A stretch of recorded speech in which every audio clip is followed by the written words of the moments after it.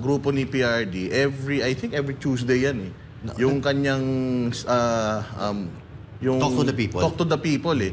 Ina-update niya tayo tungkol dyan. Linggo-linggo. Ito nga, lahat naman ng mga, nung sitwasyon natin, lahat naman ng galaw nila noon, nilalabas naman nila sa tao, sa media. Pero nagtataka tayo, bakit ngayon? Parang wala silang matandaan. Itoong gesture o ginawa ng Duterte administration ay nagligtas sa napakaraming buhay ng ating mga kababayang Pilipino, sa atin mismo, at pati silang mga kongresista.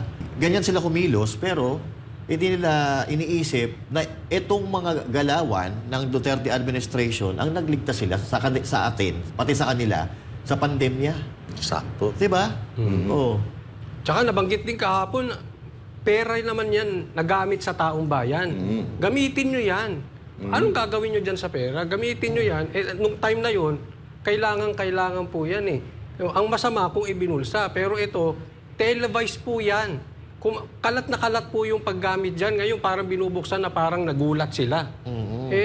Transparent naman yan before. Dokumentado naman daw lahat yan, Oo. Jolie. Lahat naman daw. Tsaka nasa powers, within the powers naman daw ng presidente talaga yung mag-appropriate ng ganyang mga budget papunta sa mga kung saan man pwede pagkagastusan. Kasi nga, state of emergency tayo nung panahon na yun.